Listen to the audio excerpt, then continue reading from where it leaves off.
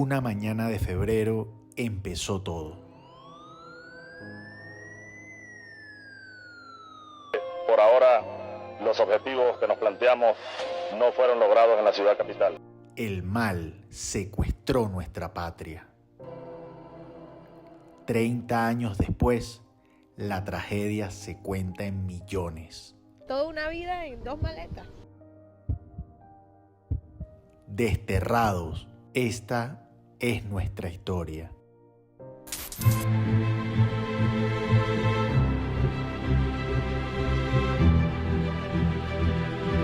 Bienvenidos a Desterrados, el primer episodio de un podcast dedicado a la migración y a la democracia. Hoy tenemos una invitada de lujo, una invitada que ha sido la voz de la democracia y de la lucha contra la dictadura. La senadora Paola Holguín, que es nuestra amiga, nuestra voz y que ha hecho un trabajo increíble, no solo por Colombia, sino por la democracia de todo el hemisferio. Bienvenida, senadora. Bueno, bienvenidos nosotros que estamos acá en tu oficina. No, muchas gracias y bienvenidos aquí a la oficina del Congreso de Colombia. Un honor poder estar en este primer capítulo de Desterrados, un podcast que esperamos le sirva mucho a esos millones de refugiados venezolanos en el mundo y también a los que siguen resistiendo y luchando por la democracia dentro del país. Gracias, senadora. Mire, yo voy a ir directo al grano, ¿no? Como somos los venezolanos.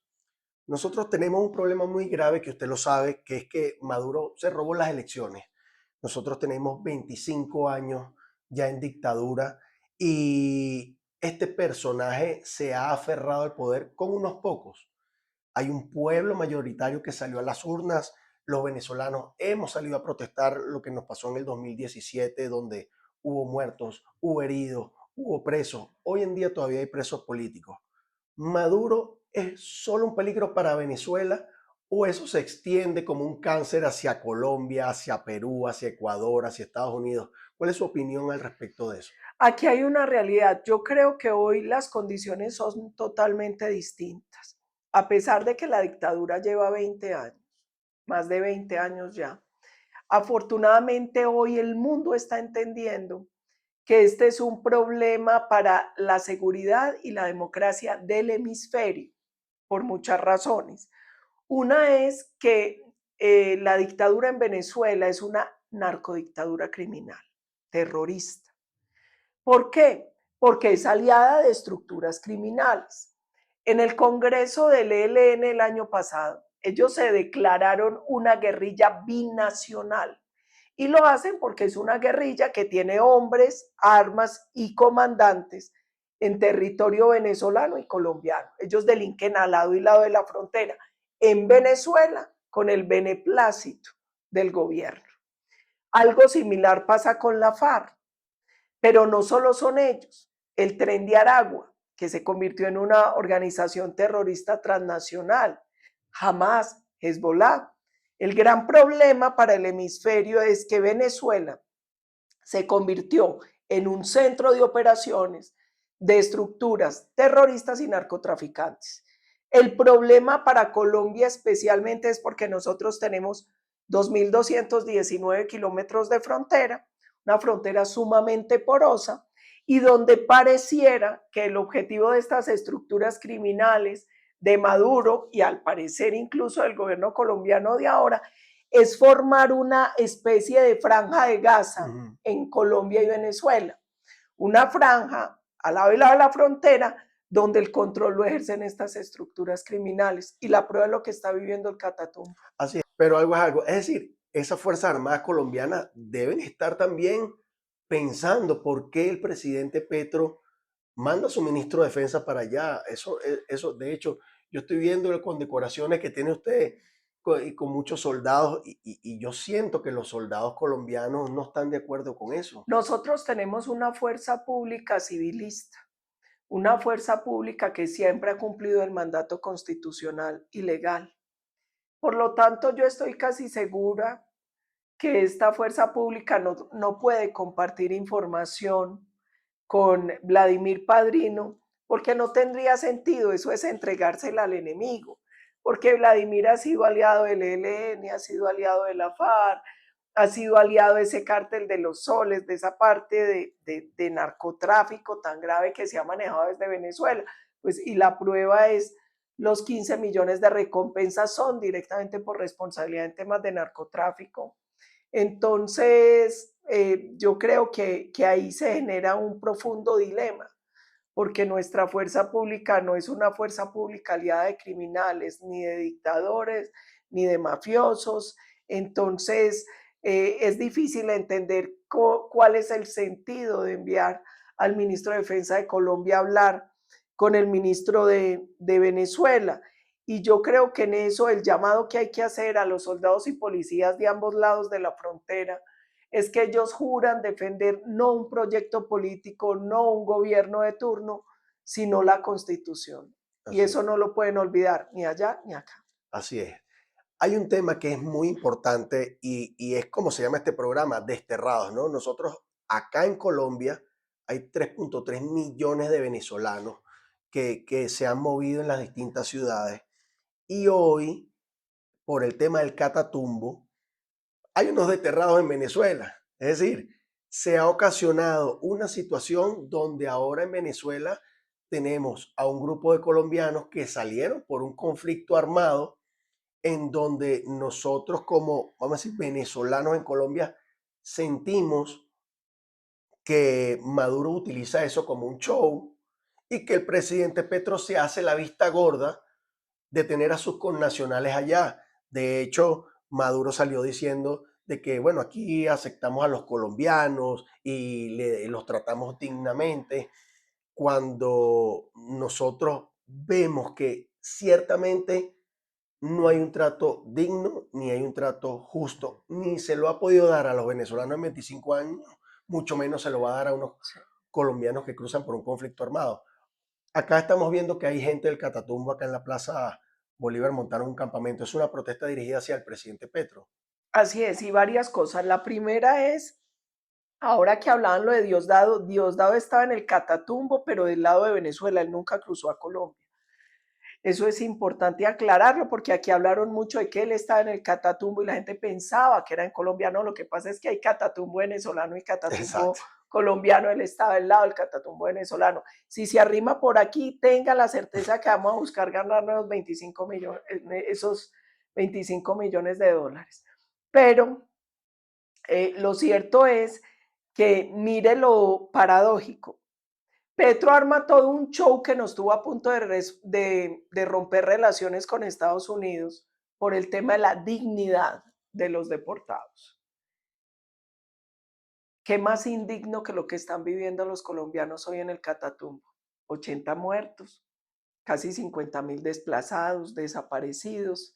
¿Y cómo será de grave que prefieren irse a Venezuela? O sea, un país donde no tienen garantías de nada, que ha desterrado 8 millones de ciudadanos. ¿Cómo? Entonces la pregunta es, si vamos a hablar de dignidad, no hay nada más indigno que lo que está viviendo hoy Colombia en una zona como el Catatumbo. Y es tan indigno que prefieren correr a una dictadura. Así es. Entonces, eso debería ya al digno de Petro, eso lo debería llamar a la reflexión.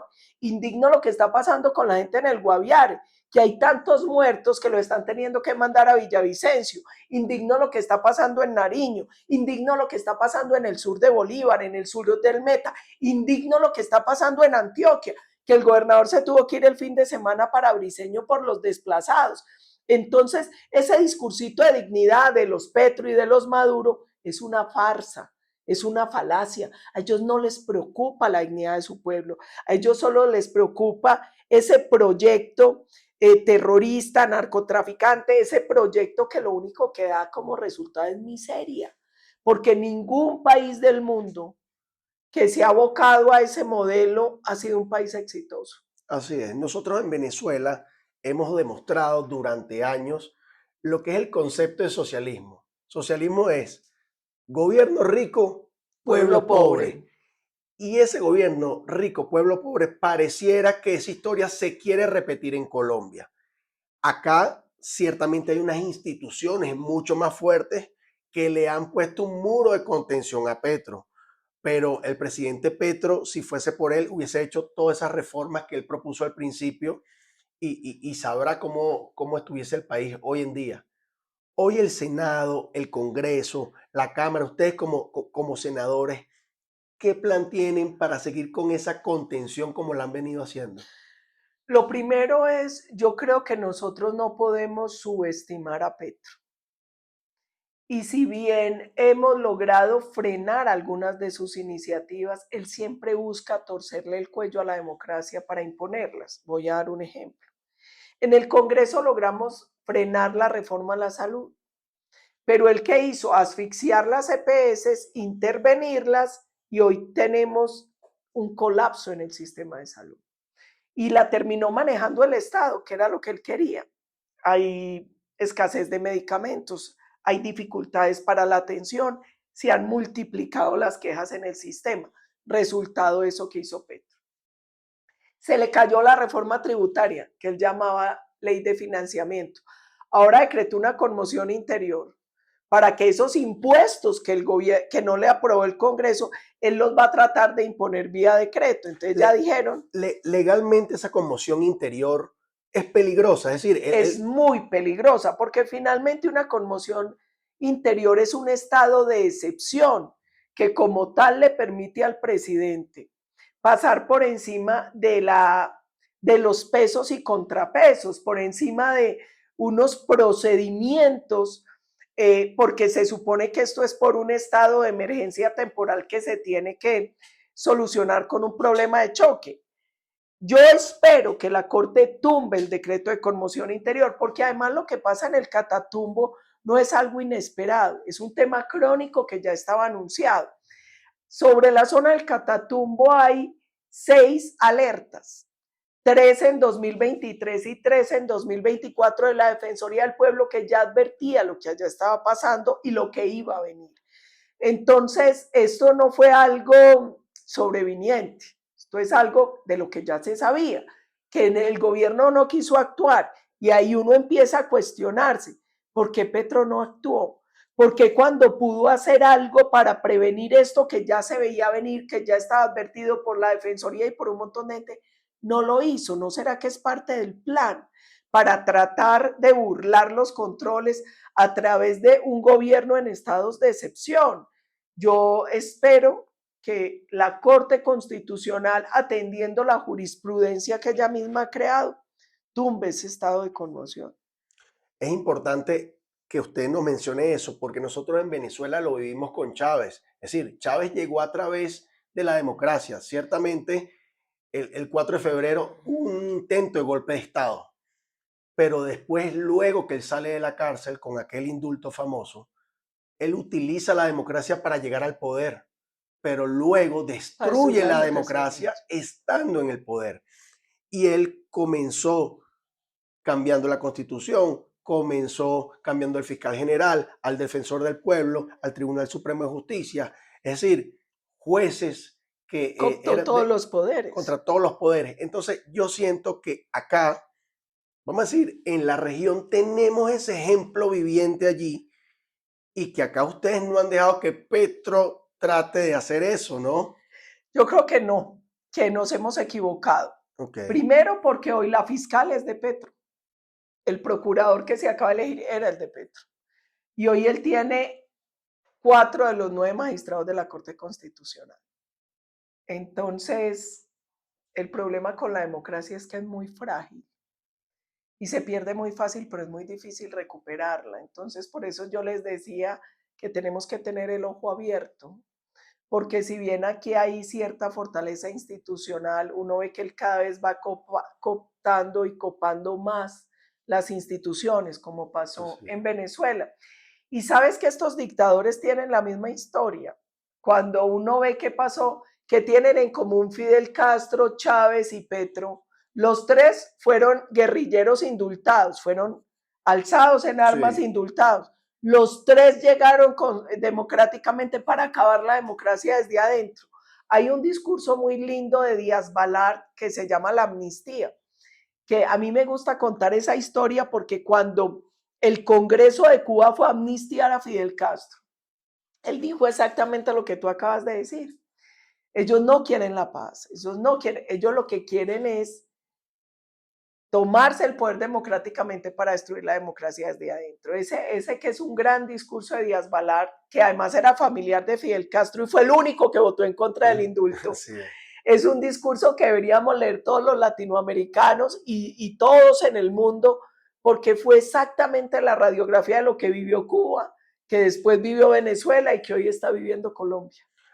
Ahora, ¿usted cree que ya para el 2026, es decir, ya el pueblo colombiano despertó? Es decir, tuvo su dosis de realidad al ver que por el presidente que ellos votaron, vamos a decir, los traicionó, lo que dijo en campaña nunca lo cumplió, se alió con quien no tenía que aliarse, se peleó con Estados Unidos con el que no tenía que pelearse?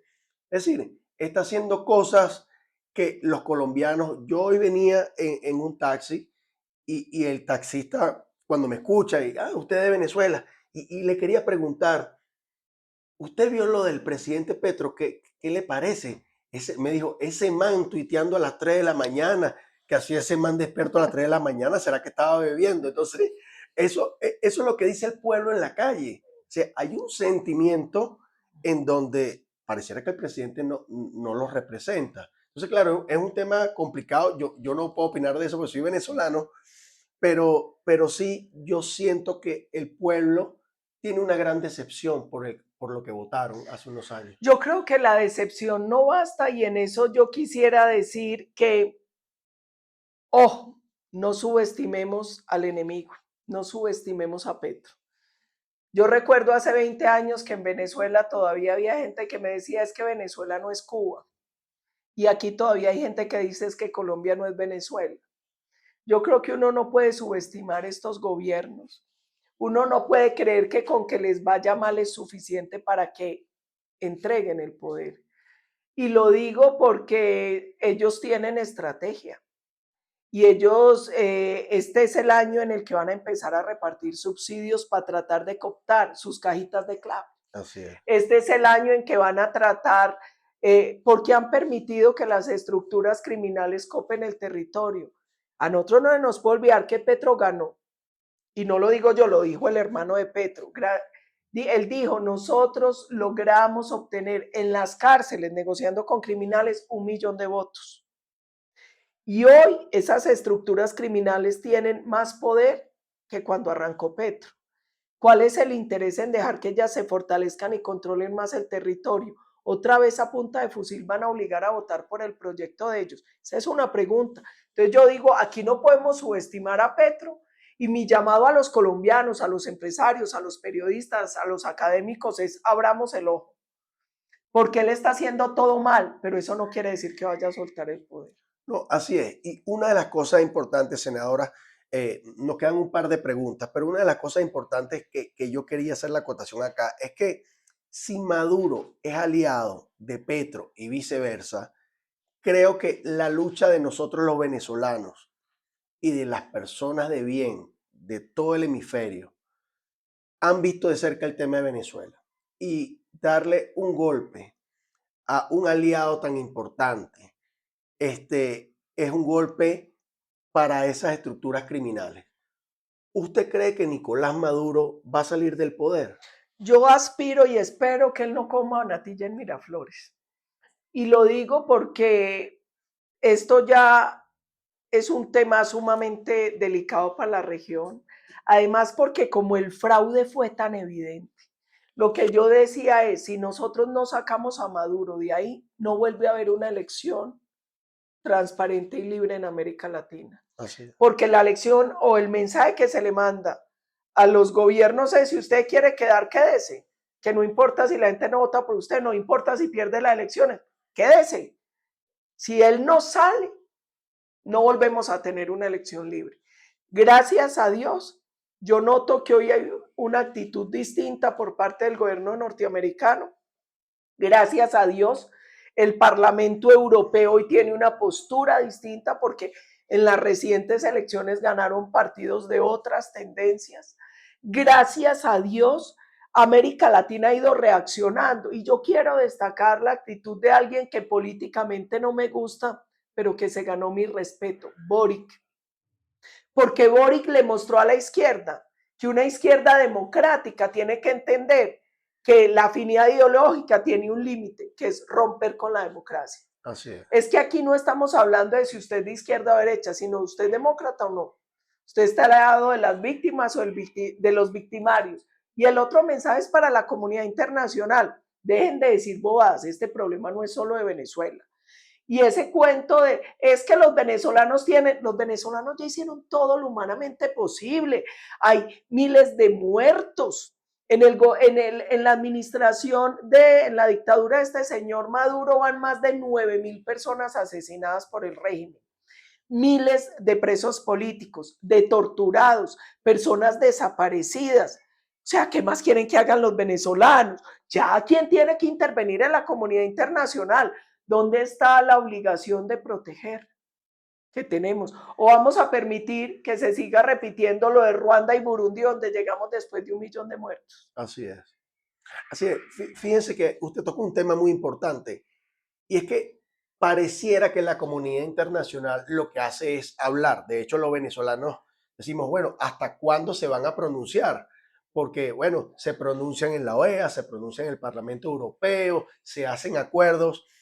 Pero yo recuerdo que el expresidente Iván Duque, siendo senador, introdujo ante la Corte Penal Internacional una demanda contra Maduro. Una demanda contra Maduro.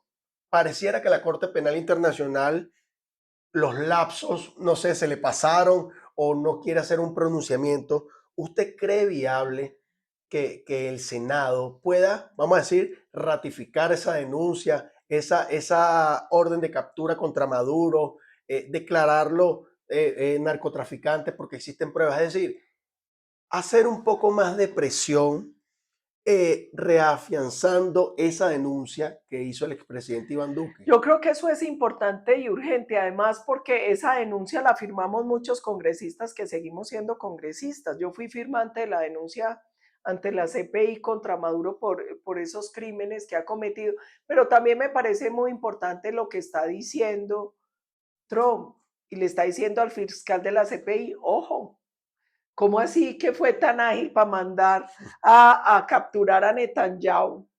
Y lo puso como igual con terroristas de Hamas y lleva años con testimonios, con pruebas, con casos documentados de Venezuela y no ha dicho nada. Ojo, y el mundo tiene que observar y no basta con que exista la CPI. Esto es dando resultados. Es que lo más grave es lo que usted dice de la comunidad internacional, que es cierto. ¿Para qué sirve que sigan botando saliva y papel en pronunciamiento la ONU, la OEA, Human Rights Watch, Amnistía Internacional, que lleven, documenten casos ante la CPI si no pasa nada? Entonces, estamos quedando como unos tontos.